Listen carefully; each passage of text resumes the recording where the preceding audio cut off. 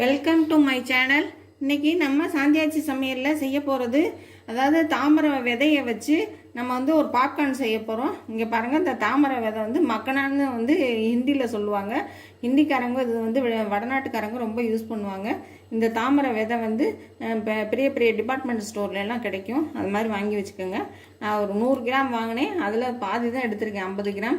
இது வந்து ரொம்ப லேஸாக இருக்கும். அது மாதிரி இந்த வர சவுக்குன்னு தான் இருக்கும்.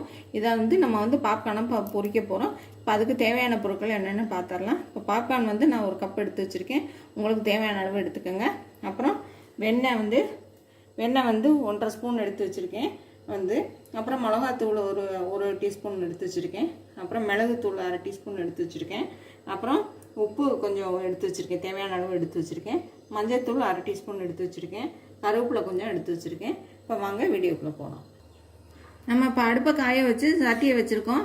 இதை வந்து சிம்மில் வச்சுக்கணும், தீயை வந்து சிம்மில் வச்சுக்கணும். இந்த பாப்கார்ன் வந்து இல்லாட்டி வந்து கருக ஆரம்பிச்சிடும். அதனால் இது ஒரு 6-7 நிமிஷம் வந்து இப்படியே வதக்கணும், சிம்மிலே வச்சு நல்லா வதக்கணும். அதாவது பாப்கார்ன் பொரியிற மாதிரி மொறுன்னு பொரியணும். அந்த அளவுக்கு இதை வந்து பொரித்து எடுத்துக்கணும்.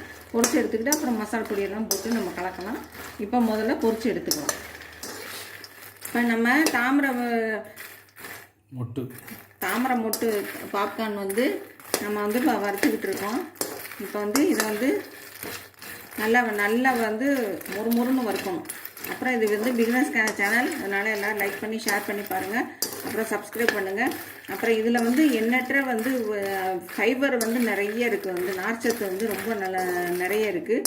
இது வந்து அடிக்கடி சாப்பிட்றது நல்லது. வாரத்தில் ஒரு 5-6 நாள் சாப்பிட்றது நல்லது. அப்புறம் வந்து இதை வந்து பாப்கார்னை வந்து வேறு என்ன எல்லாம் செய்யலாம்னா மசால் மாதிரி செய்யலாம், அது மட்டன் மசால் மாதிரி அப்படி செய்யலாம். அப்புறம் வந்து பொரியலும் பண்ணி சாப்பிட்லாம் வந்துட்டு. ஆனால் எல்லாமே இந்த மாதிரி வறுக்கணும். வறுத்தா தான் வந்துட்டு மொறுன்னு நல்லாயிருக்கும், சாப்பிட்ற கிரன்ச்சியாக நல்லாயிருக்கும் வந்துட்டு. இப்போ வந்து இதை வந்து வறுத்துக்கிட்டு இருக்கோம். வந்து இது தாமரை மொட்டுன்னு சொல்லிட்டேன். இது வந்து தாமரை விதை. இது வந்துட்டு இப்போ பாருங்கள், இது வந்து நான் ஒன்று எடுத்து நல்லா ஒடிச்சு காமிக்கிறேன். சத்தம் கேட்குதா? இந்த மாதிரி நல்லா மொறுன்னு ஒடியணும் வந்துட்டு. இப்போ இதை வறுத்தாச்சு. இதை எடுத்து கொட்டி வச்சுக்கிட்டு நம்ம மசாலா போட்டு பரட்டலாம். இப்போ நம்ம வந்து 1.5 ஸ்பூன் வெண்ணெய் எடுத்து வச்சுருந்தோம், அதை போட்டாச்சு.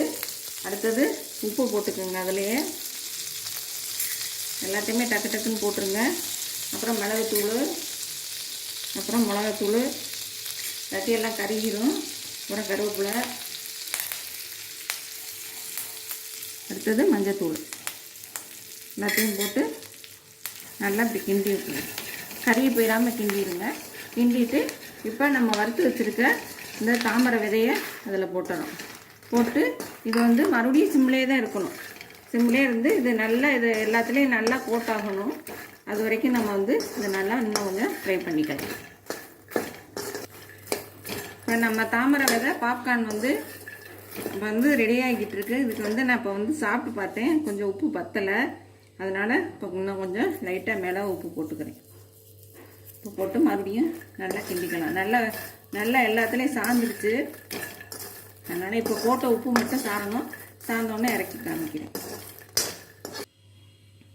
இப்போ பாருங்கள், நம்மளுடைய தாமரை விதை பாப்கார்ன் வந்து சூப்பராக ரெடி ஆயிடுச்சு. நான் என்ன அடுப்பை அமர்த்தலை, இனிமேல் தான் அமர்த்த போகிறேன். சிம்மில் தான் வச்சுருக்கேன்.